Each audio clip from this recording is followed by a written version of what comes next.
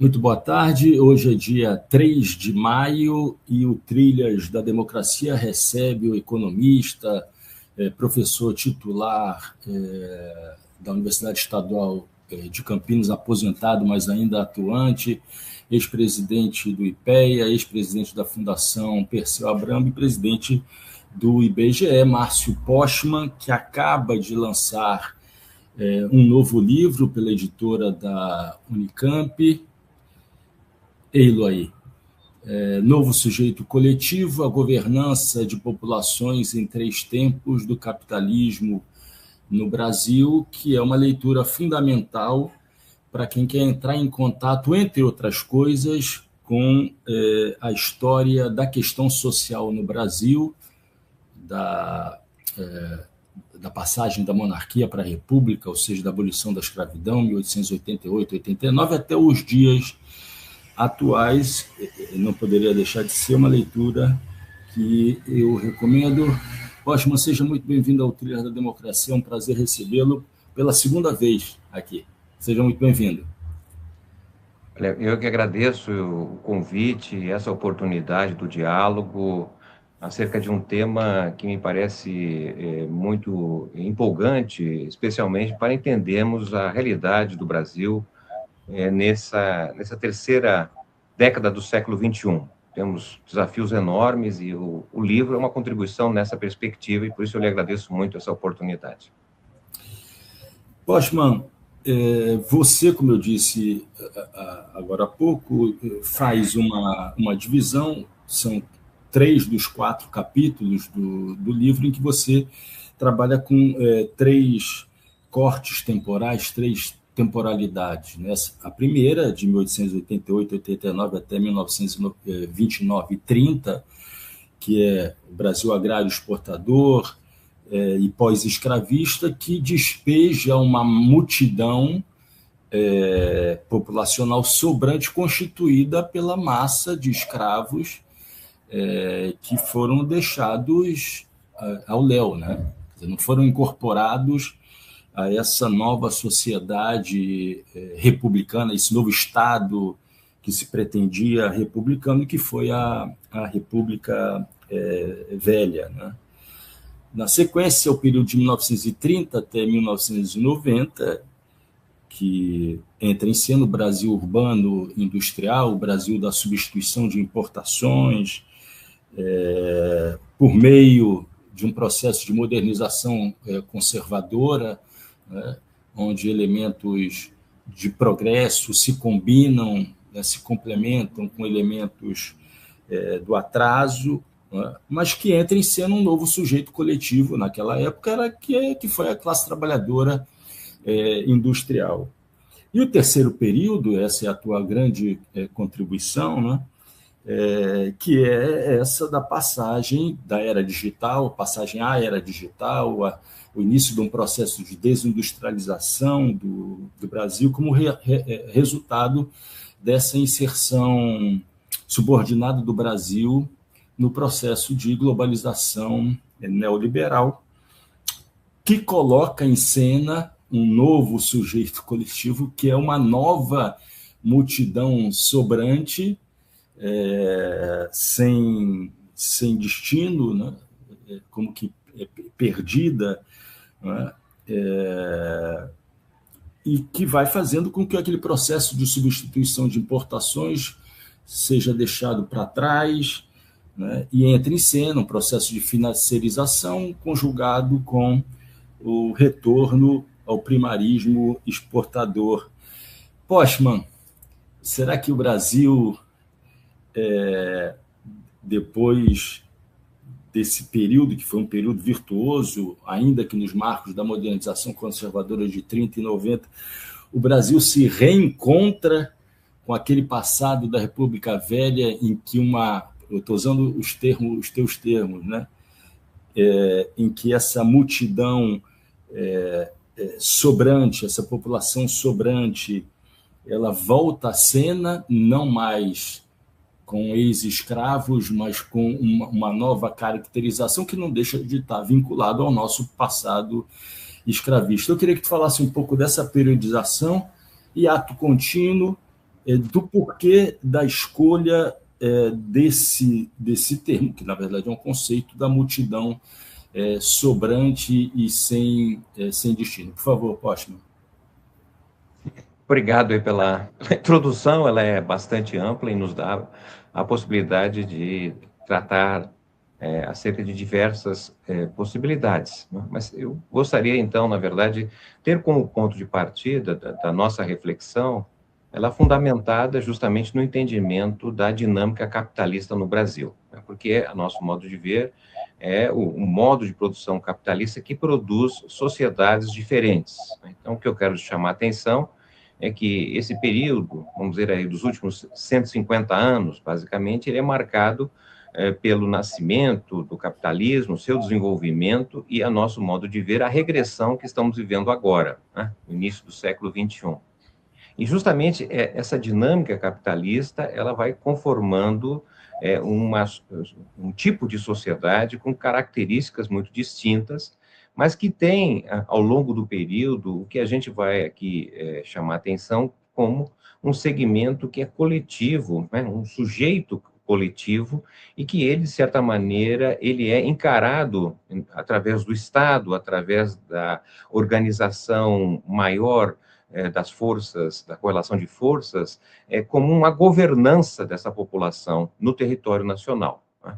Então, partindo desse ponto de vista, não é, eu entendo que nós estamos hoje diante de um novo sujeito coletivo, não é, que resulta justamente das transformações pelas quais o capitalismo brasileiro vem passando, e justamente nesse sentido, há semelhanças, a meu modo de ver, é claro, com o sujeito coletivo, ou a massa sobrante, se quisermos, daquela que resultou justamente do nascimento do capitalismo. Ou seja, durante o período aí do final da monarquia, que o capitalismo vai, na verdade, se instalando, não é? E vai contaminando a economia mercantil até, de fato, se transformar, porque não é do dia para a noite que isso ocorre, tá certo? Nós podemos, inclusive, voltarmos ao ano de 1850, na verdade, quando se instalam as bases institucionais para que o capitalismo possa desenvolver no Brasil, por exemplo, com o fim do tráfico negreiro, não é? Que vai esgotar a oferta de escravos provenientes do exterior, não é? A própria instalação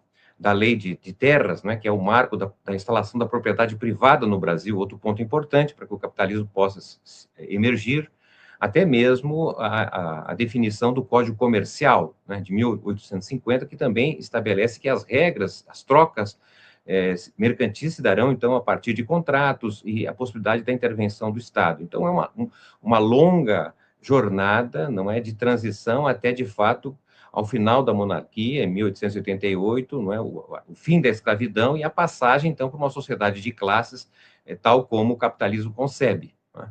Então, essa longa trajetória do capitalismo apresenta, a nosso modo de ver, então, três diferenças importantes, né? O nascimento do capitalismo, até basicamente a Revolução de 30, é um período em que o capitalismo não dá conta de um conjunto da população daquela época, vamos falar em torno de 30 milhões de habitantes, né? Como diz o Caio Prado, você tinha uma massa orgânica de trabalhadores que estavam organicamente atendendo os requisitos do capital daquela época, né? Seja nas atividades urbanas, ainda muito residuais, né? E, sobretudo, em atividades agrárias voltadas para exportação, especialmente o café, mas não exclusivamente. Mas você tinha, por outro lado, um conjunto da sociedade, que o Caio Prado denominava como massa inorgânica ao capital, não é? Que poderiam identificar como sobrantes aos requisitos do capital, e que esta massa, à deriva, de certa maneira, da sociedade, vinha sendo crescentemente organizada, então, pelo que era possível naquela época, denominada como um sistema jagunço agrário, um sistema jagunço que tinha uma perna associada ao fanatismo religioso, diversas formas de organizar essa massa sobrante existente naquela época. Canudos, por exemplo, é a referência maior, mas não é a única, não é? E nós temos também do lado do banditismo social, não é? E várias experiências, entre elas, talvez a mais conhecida, do cangaço, não é? O Virgulino Lampião, organizando massas da população que invadem fazendas, enfim, criam uma situação contra a ordem naquele momento instaurada. Então, esse é um momento marcante de uma sociedade. Que é um termo, Postman, sistema jagunço, que você vai reutilizar para tratar da governança pós-1990. Aguardem que daqui a pouco Postman vai tocar nessa utilização, né, desse termo sistema jagunço. Por favor, desculpe a interrupção. Não, isso até abre um parênteses aqui, porque, de fato, nós partimos justamente da compreensão que o ciclo político da nova república, iniciado em 85, cada vez mais se equivale ao que foi o período da República Velha.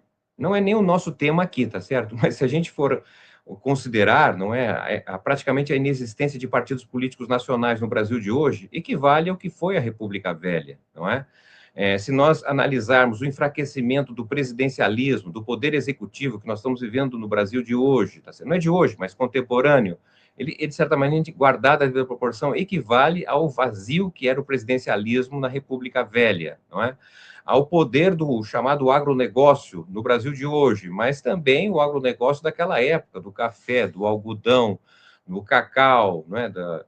Da pimenta, enfim, aspectos que nos interessam, e, sobretudo, também pela presença da financiarização. O rentismo que nós temos hoje, claro, muito mais sofisticado e elaborado, mas também na República Velha há, inegavelmente, não é, um domínio do rentismo mais praticado pelos bancos ingleses, bancos europeus, do que e com suas conexões no Brasil. Então, por isso que essa ideia do sistema jagunço daquela época, da República Velha, considerando um país agrário que nós éramos, né? Um país muito primitivo, quase 90% da população morando no campo, uma população constituída de analfabetos, não é? Muita fome no país, miséria, violência, né?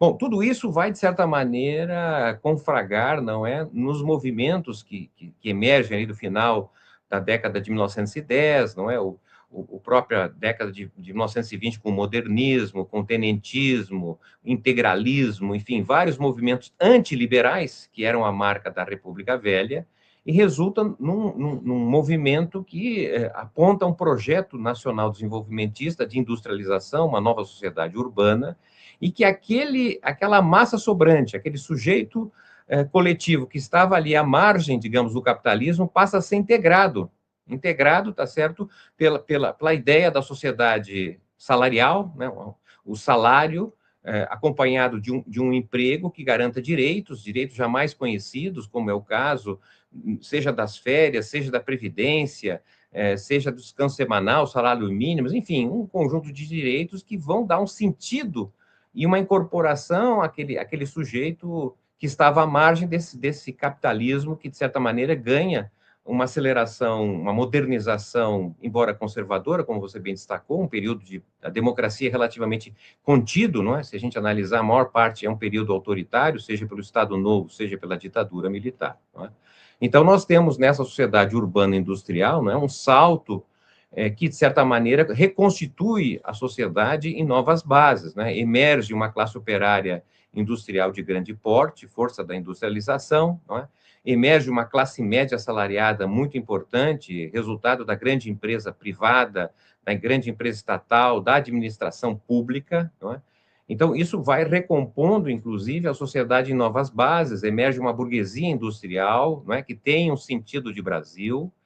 Bom, tudo isso, de alguma forma, vai se esgotar a partir da década de 1980, não é? Nós temos uma forte reação dos Estados Unidos, ali nos anos, final de 70 e 80, com o governo Carter, depois, possivelmente, com o governo Ronald Reagan, contra o projeto nacional, que seria, na verdade, uma continuidade, né, pelas definições que o Brasil toma no próprio governo Geisel, por exemplo, né, de desassociar da vinculação direta com as forças militares dos Estados Unidos, por exemplo, quando ele estabelece como projeto de usina nuclear, não é? O projeto alemão, por exemplo, não é? Quando estabelece o projeto da complementação industrial eletroeletrônica com o Japão, não é? Com a lei de informática, tudo isso vai ser muito combatido nos anos 80, com uma alta tarifação que o Brasil sofre já, inclusive no governo Sarney, etc. E isso desmorona, de certa forma, o projeto nacional desenvolvimentista com a vitória do presidente Collor, tá certo? Que aí, então, estabelece um marco, que é um marco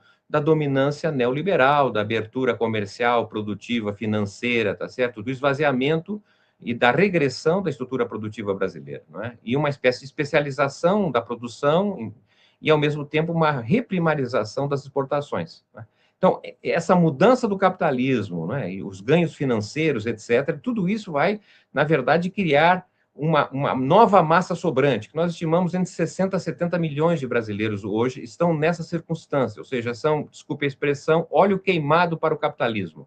Não interessa ao capitalismo, é uma massa que sobra a esse segmento, o capitalismo não tem o que dizer para esse segmento, basta então chamar a atenção que nos anos 80, por exemplo, cerca de 70% do emprego existente no Brasil era um emprego tipicamente capitalista, ou seja, era um emprego que resultava de uma atividade que almejava o lucro, uma estratégia de mercado capitalista, não é?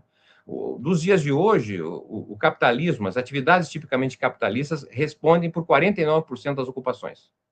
Ou seja, a maior parte das ocupações não pertence ao capitalismo. 11% pertence à administração pública, que opera de forma diferente do capitalismo, não é? Embora o neoliberalismo quer fazer assim, que funcione como se fosse uma empresa privada, e nós temos 40% dos ocupados hoje que estão atividades de subsistência, são pequenos negócios que estão, digamos assim, fora da expectativa, da perspectiva capitalista. Então, esta massa sobrante constitui um sujeito coletivo, tá certo? Cujo centro dessa nova constituição social é o ressentimento, certo? É o ressentimento que não gera, de certa maneira, organização, mas sim resulta da desestruturação da sociedade, né? É quase, digamos assim, uma espécie de movimento passivo, no sentido de que ele não produz algo concreto em torno de um projeto nacional, de uma perspectiva nacional, né? Porque ele está contaminado pelo individualismo. João, é por isso que você utiliza, para além de multidão sobrante, o sem destino. Quer dizer, o sem destino não é apenas uma licença poética da tua parte. O sem destino está vinculado a essa ausência de um projeto ao qual se vincular. É isso? Exatamente. E é nesse sentido que ganha espaço, não é? Essa ideia do novo sistema jagunço urbano, que é basicamente o crescimento, né, da presença das igrejas, né, o neopentecostalismo, mas não somente isso, ou seja, a perspectiva de que eu não tenho nada a antever do meu futuro melhor. Então, a igreja me oferece algo que, do ponto de vista da subjetividade, é maior da materialidade existente. Esse ressentimento, digamos assim, vem do fato de que, durante o projeto nacional desenvolvimentista, né, apesar da desigualdade que nós tivemos, concentração de renda, mas foi, de certa maneira, um capitalismo de grande mobilidade social. Tá certo? De maneira geral, quase todos se moveram, ascenderam no Brasil durante esse período. O exemplo mais concreto é o próprio do presidente Lula. Da onde ele nasceu, da onde ele veio, onde ele chegou. Ele é a expressão, um símbolo daquela sociedade, não é? E o que nós temos hoje, na verdade, é uma sociedade que conseguiu avançar a educação, melhorar várias possibilidades de ascensão, porém, essa ascensão não veio pela ausência de ocupações, de condições concretas de permitir que houvesse algo que tinha no passado, em que os filhos, de maneira geral, estavam em situação melhor que dos seus pais. E o que nós estamos vendo hoje é uma situação muito distinta, em que, em grande medida, os filhos não conseguem nem mesmo manter a posição que seus pais tinham. Então, isso é a ideia do ressentimento. E, de um lado, então, a igreja conforta e organiza numa perspectiva de um subjetivismo muito concreto, nesse sentido, e, de outro lado, é próprio o banditismo social, através das várias formas, sobretudo o crime organizado, né, que apresenta a possibilidade de uma ascensão imediata, através da ilegalidade. Né? Já que o capitalismo não lhe oferece, não há condições concretas de ascensão, não é? A ilegalidade, na verdade, a contravenção, lhe abre uma possibilidade inegável. E mais recentemente, nós podemos talvez associar, não é, a presença dos jogos, a jogatina, não é? Que é, na verdade, a esperança de se tornar ascendente pelo dinheiro, não é? Através da sorte, através do jogo. Não é? Então, penso assim, de uma forma muito simplificada, não é? Essa perspectiva que deriva justamente da sociedade de serviços que nós estamos vivendo hoje. Quase 4/5 da ocupação estão vinculados ao setor terciário da economia, são serviços, não é? Serviços, em geral, de baixíssima qualidade, de remuneração muito contida, e que não oferece uma perspectiva de ascensão.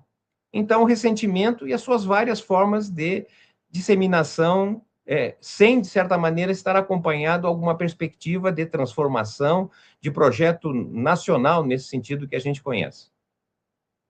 Postman, o que diz, o que demonstra qual o significado do início desse terceiro período, né, que é o período exatamente da formação desse novo sujeito coletivo, essa multidão sobrante sem destino, coincidir historicamente com a promulgação da Constituição de 1988, no exato momento em que se abre pela primeira vez uma Constituição com caráter social, de reconhecimento da diversidade regional, da diversidade étnica brasileira, da universalização do SUS, né? Da universalização da saúde pública. Nesse exato momento começa a se dar esse processo de esgarçamento do tecido social no sentido da formação dessa massa sobrante. O que está contido nessa contradição, não nesse momento, né, dessa coincidência, mas nesses anos que se sucederam os dois processos, né? O processo de uma nova Constituição e o processo dessa contra-revolução preventiva do capitalismo brasileiro.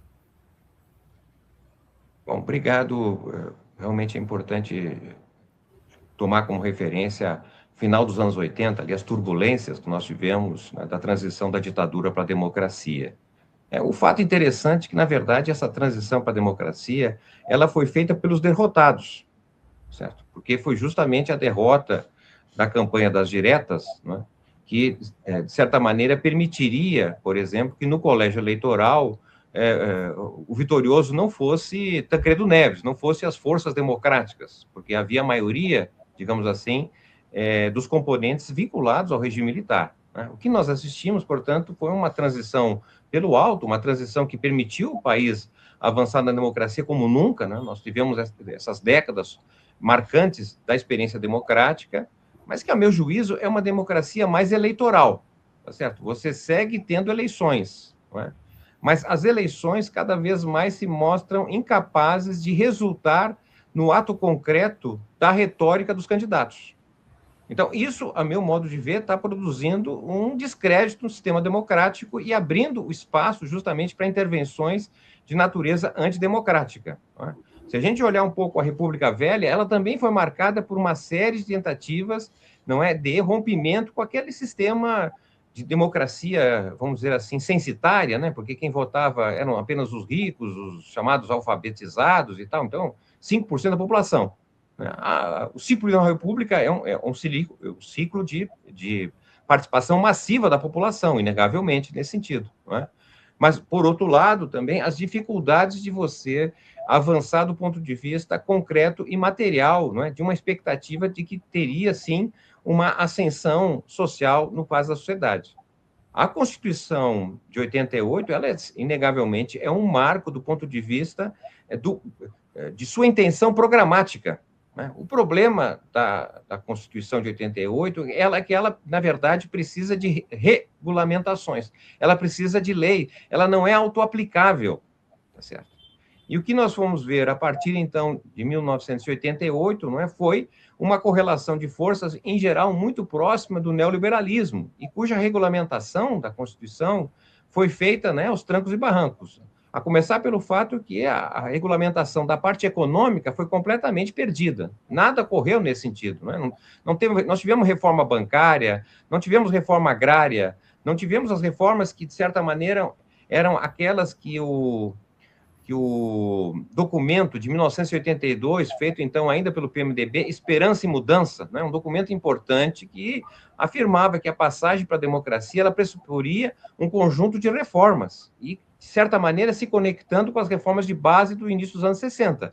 Reforma educacional, reforma bancária, reforma agrária, enfim, reforma econômica. O fato é que, nesse ciclo político da democracia, não conseguimos fazer nenhuma reforma desse sentido, né? O marcante, evidentemente, é o SUS, isso é inegável nesse sentido, não é?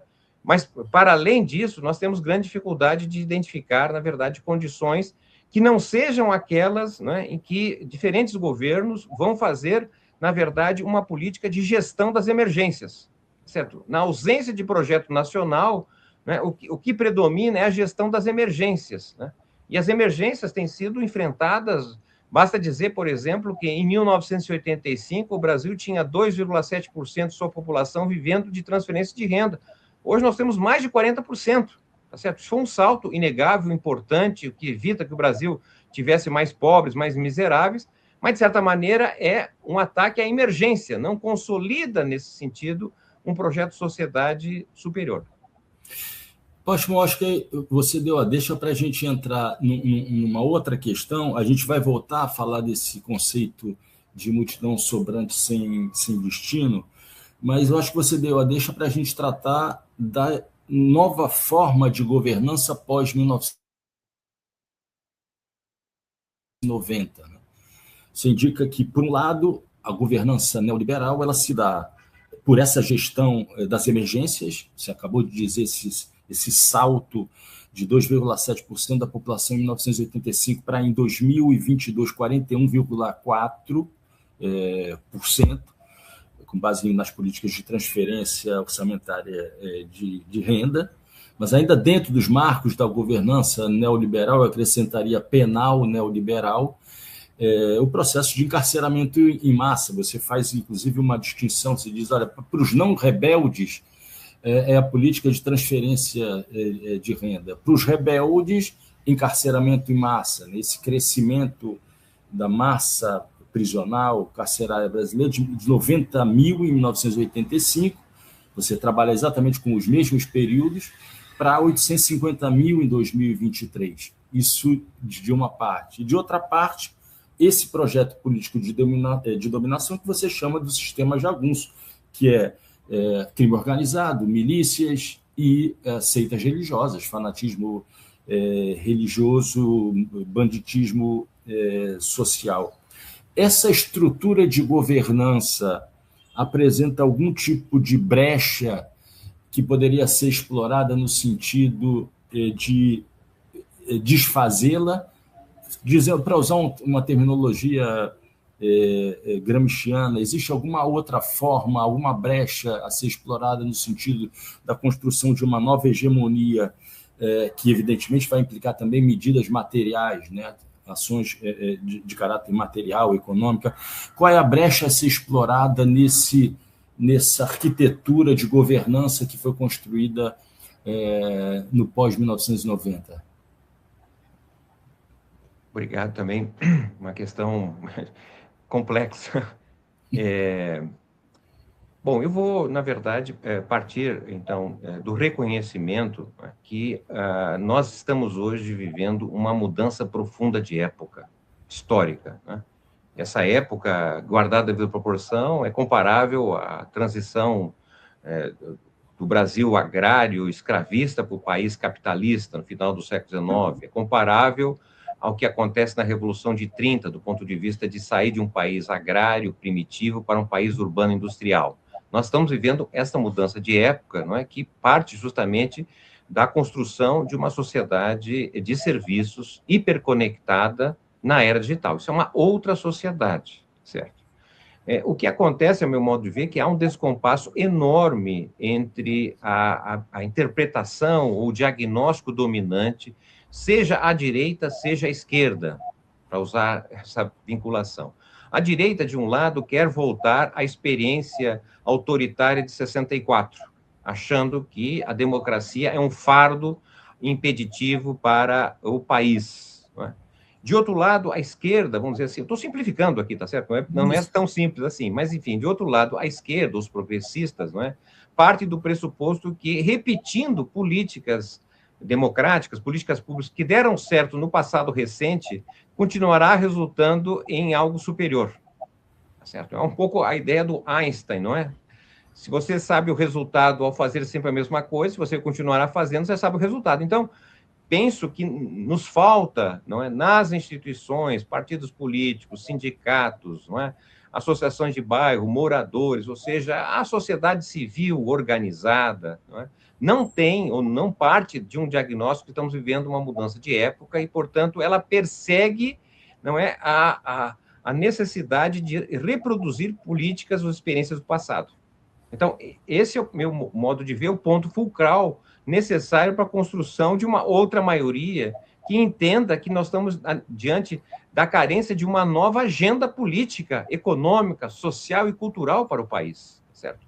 A era digital nos traz um conjunto de novidades, né, que precisam ser repensadas por quem acredita que amanhã pode ser melhor do que hoje. Porque se a gente não achar que amanhã é melhor do que hoje, eu vou para a igreja, tá certo? Ou vou tentar se for o caso, pelo crime organizado, ilegalidade, contravenção, etc. Ou jogos, jogatina. Não é?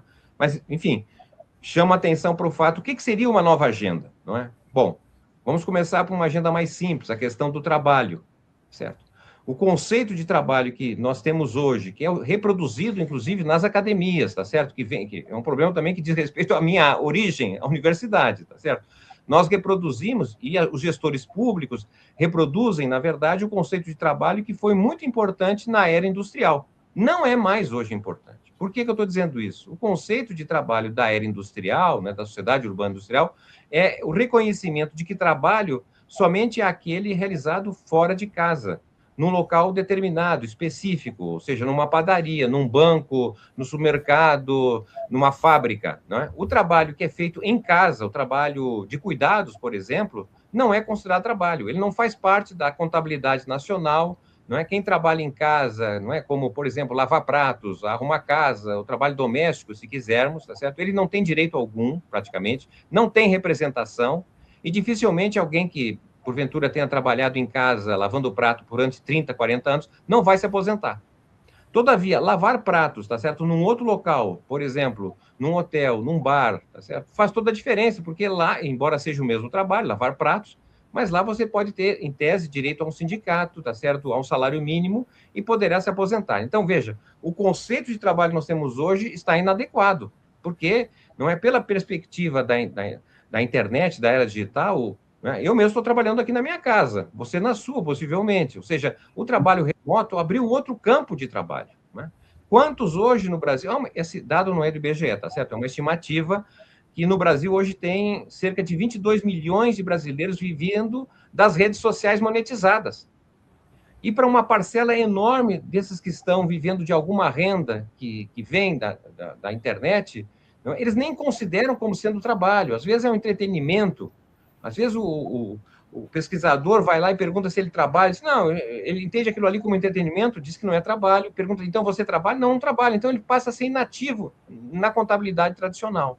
Então esse é um ponto sobre o qual ninguém fala, por exemplo. Não é? Segundo lugar, não é? Se entende como população ativa, em geral, não é? Aquela da era industrial, dos 14 anos e mais, até geralmente 60, 65 anos de idade, porque depois teria inatividade, ou antes disso, não se consideraria trabalho, porque tem que estudar, assim por diante. Só que, com a internet, com o acesso à era digital, hoje nós temos crianças recebendo dinheiro através de atividades que exercem através da internet. Quantas atividades que existem hoje que não são exercidas apenas por quem está de 15 a 60 anos?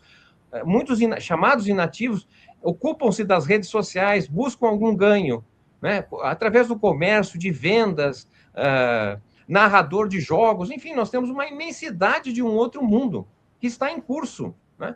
Vejam como as igrejas avançaram, as igrejas hoje proliferam cultos,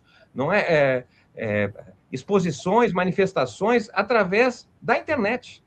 Então, o mundo mudou muito rapidamente, é uma outra mudança de época, e as instituições que nós temos, instituições democráticas, diga de passagem, estão conectadas ainda com o mundo da era industrial, com dificuldade, portanto, de trabalhar esta massa sobrante, de trabalhar esse conjunto da sociedade, e como nós sabemos, essas instituições têm dificuldade de trazer esse conjunto para mobilizá-los, para organizá-los em torno de um projeto, vamos dizer, um projeto nacional. Osman, por falar em instituições, eu queria falar um pouco agora sobre os partidos massa. né? Os partidos políticos de massa, que nós conhecemos desde o final do século XIX, a criação da social-democracia alemã, o primeiro grande partido de massa da história, o decorrer de todo o século XX, foi caracterizado pela existência desses partidos de massa, e eles surgem vinculados organicamente à classe trabalhadora industrial. E os partidos de massa são um dos sinais da existência de um regime democrático. Tendo em vista a imersão desse novo sujeito coletivo, que você diz tem como uma das características o ressentimento, a falta de organicidade, a desorganização, como é que pode ser pensado, então, o papel dos partidos políticos que nasceram num outro contexto, tendo em vista esse novo sujeito coletivo? Dizendo de outra maneira, Postman, é famosa aquela frase no comício da Lapa, no Rio de Janeiro, que eu estava, né, do Haddad no segundo turno, quando o Brown disse, olha, vocês têm que tomar cuidado, vocês têm que voltar às bases. E desde então, pelo menos desde então, todas as discussões passam por essa crítica, autocrítica, de que o Partido dos Trabalhadores teria deixado as suas bases, teria abandonado as bases e haveria necessidade de retornar a elas. Como fazer isso, tendo em vista esse novo contexto pós-1990, essa nova conjuntura caracterizada pela existência desse novo sujeito político? Só para finalizar, todo projeto de transformação desde Marx sempre se fala qual é o sujeito histórico da transformação social. Esse novo sujeito político tem algum tipo de potencialidade para ser esse sujeito da transformação?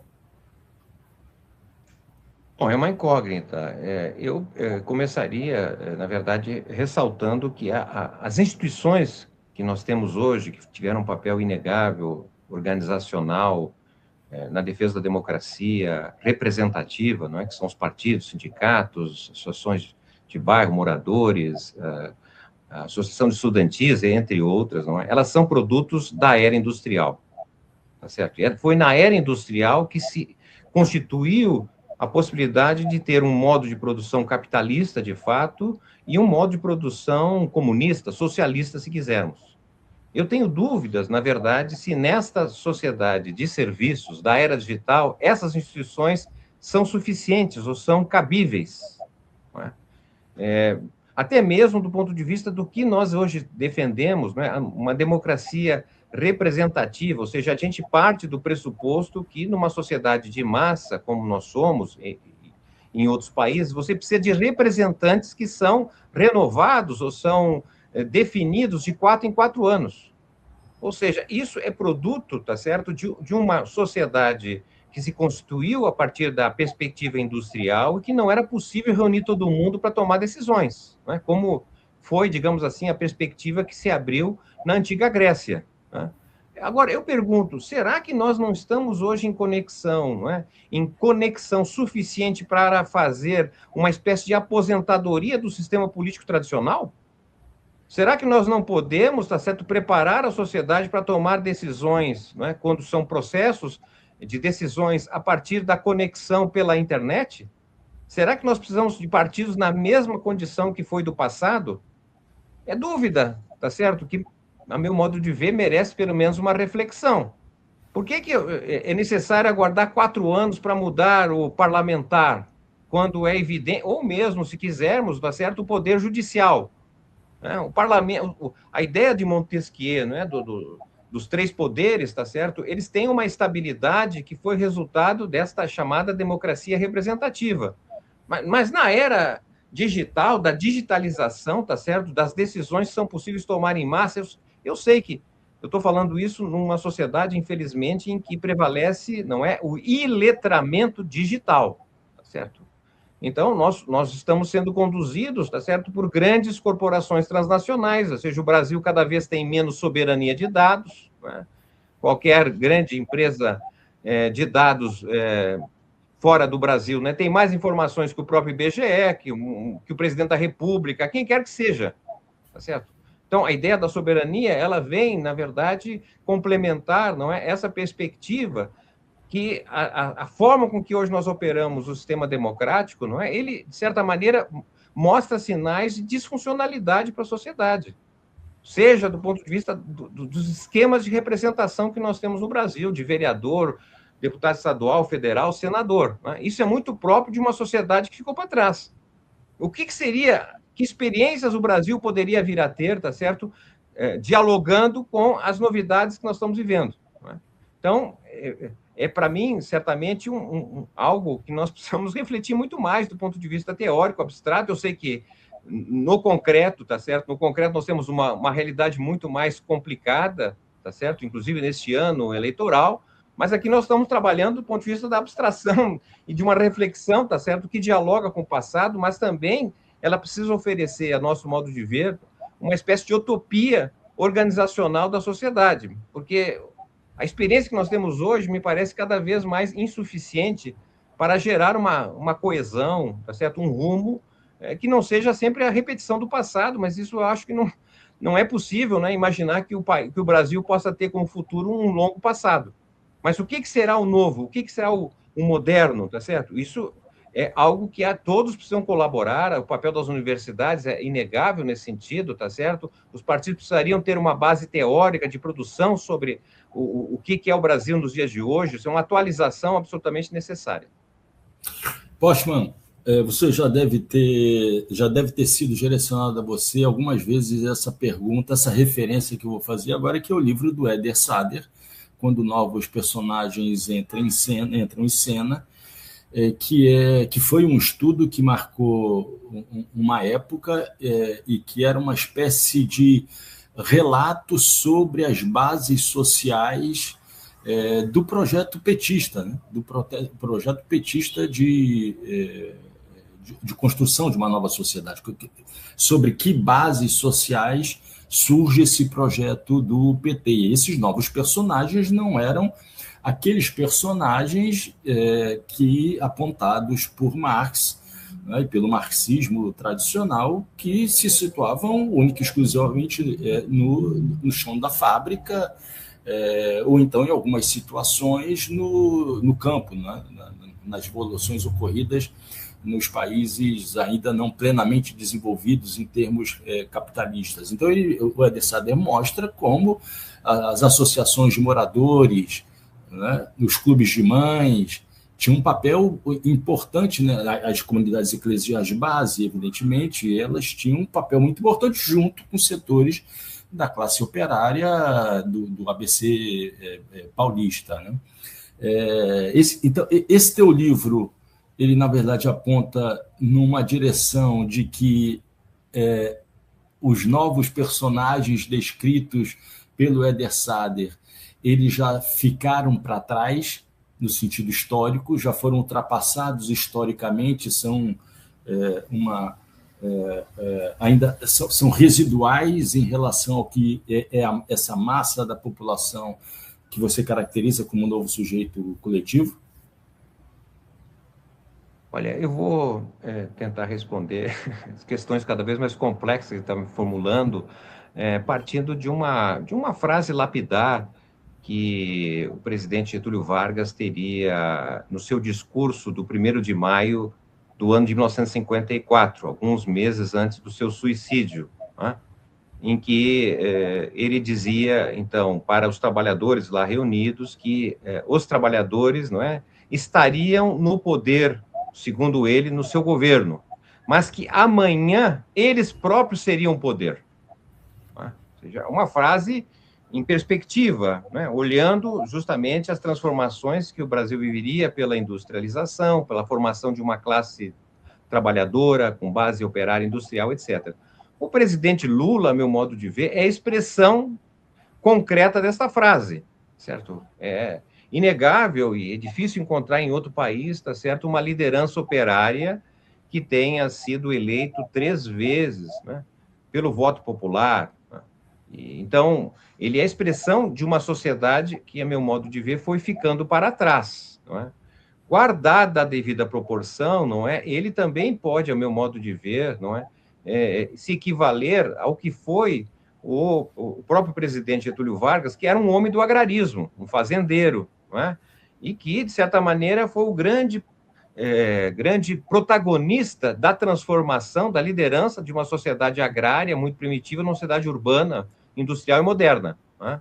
O presidente Lula vem de uma sociedade industrial que, de certa maneira, foi se desmanchando, né, a partir dos anos 1990.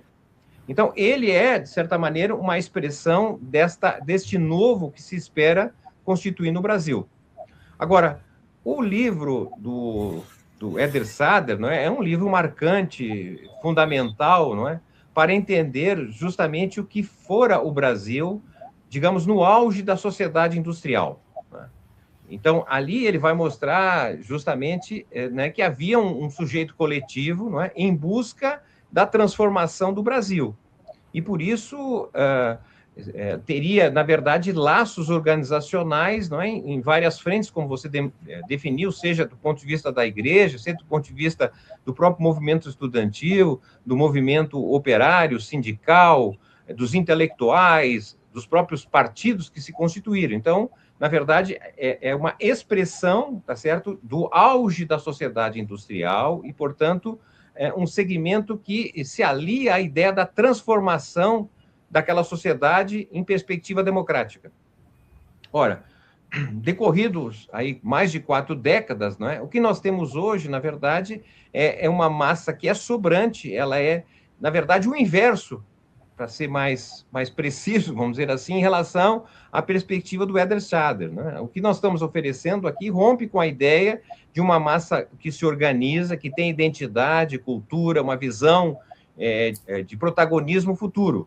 Né? O que nós temos hoje é, de certa maneira, um conjunto de ressentidos que não conseguem ver, apesar do seu esforço, uma projeção, uma expectativa superior ao que eles têm, ou que os seus pais tiveram.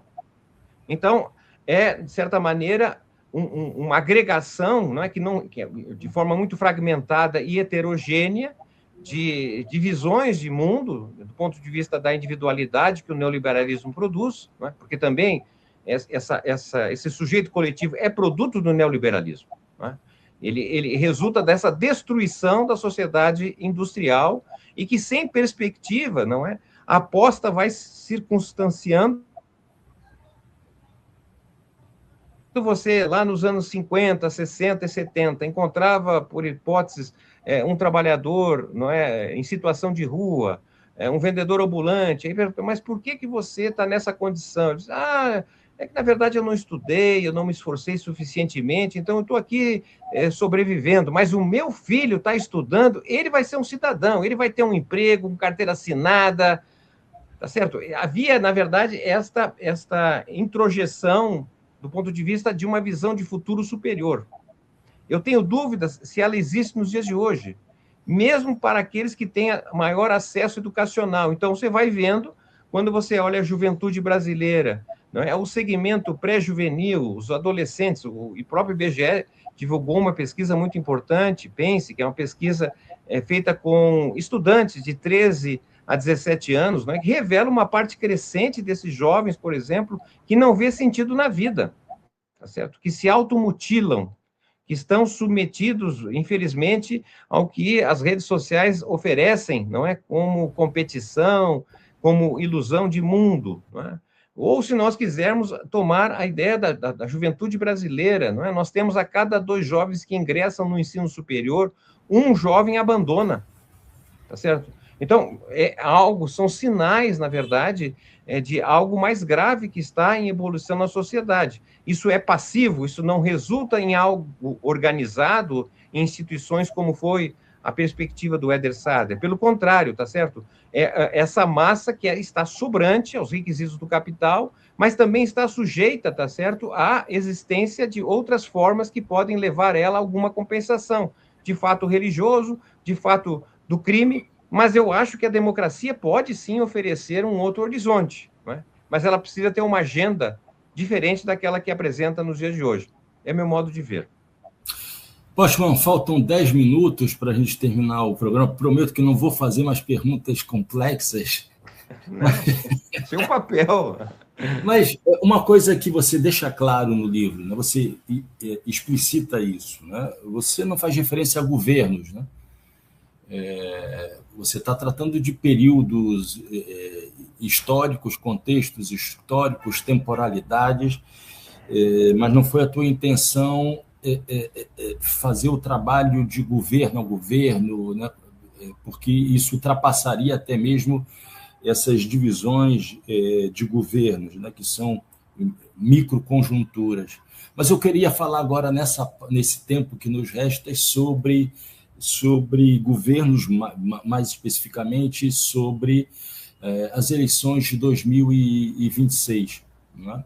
Esse programa está sendo gravado no domingo, dia 26 de abril, está indo ao ar no dia 3 de maio, e daqui a exatamente 6 meses acontecerá o segundo turno das eleições presidenciais. Né? Quer dizer, o segundo turno das eleições, né? Não se sabe se presidenciais, mas está reservada a data para as eleições, né? O segundo turno do Poder Executivo majoritário.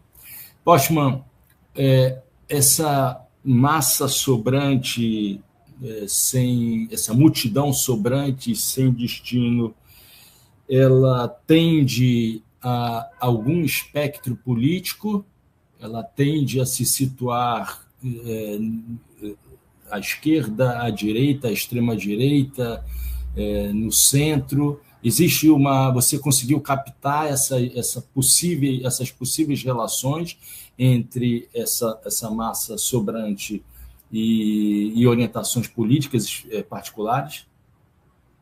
Você bem disse, o nosso livro, nosso trabalho, na verdade, ele foge um pouco da perspectiva usual, não é? Que é, em geral, uma análise da pessoalidade, tá certo? E eu penso que, na verdade, as pessoas são produtos da história, são produtos de algo mais amplo, e por isso que, então, não me dediquei a olhar exclusividade de governos nesse sentido. Né? Tratei a República Velha e nós sabemos ali que houve governos diferentes entre si, né? Mas havia uma linha. O período desenvolvimentista também, nós tivemos governos muito distintos, mas havia uma linha. O ciclo de Nova República também tem, evidentemente, diferenças inegáveis nesse sentido, mas eu o tratei como um conjunto, tá certo? Então, é por isso que entendo que é necessário ter essa visão mais ampla para poder, obviamente, olhar e fugir, né, do curto-prazismo. Agora, você me faz uma pergunta própria do período eleitoral ao qual nós estamos submetidos. Não é? Eu confesso que tenho muita preocupação, evidentemente, com os rumos da democracia no Brasil. Né? Então, algo que a gente tem observado, na verdade, é um questionamento crescente das formas com que a população participa das eleições. Né? Mas, por outro lado, eu vejo, na verdade, que a disputa que existe hoje no nosso país, não é? É uma disputa entre a volta a uma experiência autoritária muito adequada ao que foi o Brasil ali nos anos 60, né, num conflito aberto da chamada Guerra Fria, né, e que hoje nós não temos isso, nós temos, na verdade, uma geopolítica muito distinta, não é? E que abre para o Brasil uma experiência inédita que, aparentemente, o bloco à direita, certo, não compreende e tem, a meu modo de ver, uma visão muito próxima do que foi da Argentina no período pré-1930. A Argentina, como sabemos, era um dos principais países do mundo até a Depressão de 1929. E ali, a Argentina teve grande dificuldade na Depressão de 29 de abandonar a Inglaterra. Ela perseguiu com o padrão Libra-Ouro, por exemplo, por mais tempo, não conseguiu se desfazer do modelo primário exportador. Não é? Bom, eu estou dizendo isso, então, porque acredito que a perspectiva aqui, representada pelo presidente Lula, não é uma perspectiva que, obviamente, não representa um campo aberto em relação à hegemonia que os Estados Unidos tinha e vem, de certa maneira, perdendo considerável condição nesse sentido, mas na verdade, a posição muito cuidadosa que o governo brasileiro atual está tendo em relação a essa mudança geopolítica que não é pequena. a meu modo de ver, é o fato mais importante dos últimos 500 anos, que é o deslocamento do centro dinâmico do Ocidente para o Oriente. Então, como somos um país periférico, tá certo, que tem dificuldade de por si só caminhar, ele depende sempre da relação que geralmente tem com o principal parceiro comercial, e o principal parceiro comercial brasileiro desde 2009 é a China, com espaço crescente nos investimentos, com espaço crescente nas nossas importações, mas também exportações. Então, eu vejo ali a possibilidade do Brasil engatar um novo ciclo de expansão, não é? A partir desta relação externa. E não tenho dúvida que esse tipo de possibilidade vem sendo apresentada pela própria candidatura do presidente Lula, que tem feito um discurso, inclusive, de oposição ao presidente Trump. Não é? Então, talvez nós tenhamos, nesses próximos meses, tá certo, uma conjuntura política muito moldada pela situação internacional, o que é incomum. Né? Em geral, o tema internacional tem pouquíssimo peso no processo eleitoral, mas dado a tensão, não é? A polarização que se instalou no Brasil, com forte presença, de um lado, dos Estados Unidos, não é? E de outro, digamos assim, uma visão mais cuidadosa, mais parcimônia em relação a olhar o mundo e saber optar pelo melhor caminho, não é?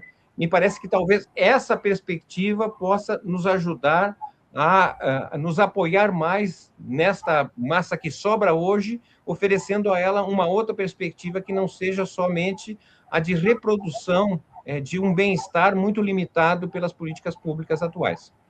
Postman, você quer dizer, para a gente encerrar, que, por conta desse cenário internacional, né, o discurso da soberania pode ser o canal do diálogo, do estabelecimento do diálogo, a defesa da soberania nacional pode ser o canal de diálogo com esse setor, com esse novo setor político, e não apenas esse?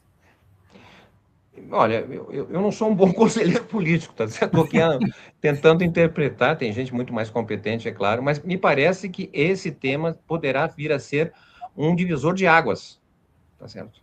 Porque nós estamos numa encruzilhada histórica, não é? Ou o Brasil continua com os Estados Unidos, repete a Argentina dos anos 30, ou seja, prisioneira do dólar, ou da Argentina, no caso, com o padrão ouro-libra, por exemplo, não é? E prosseguiu no modelo primário exportador, não é? Ou o Brasil, na verdade, desagrega do padrão ouro, tá certo? Se articula no ambiente dos países sul global, oferecendo um outro projeto de modernidade que seja mais integrador para o conjunto dos brasileiros.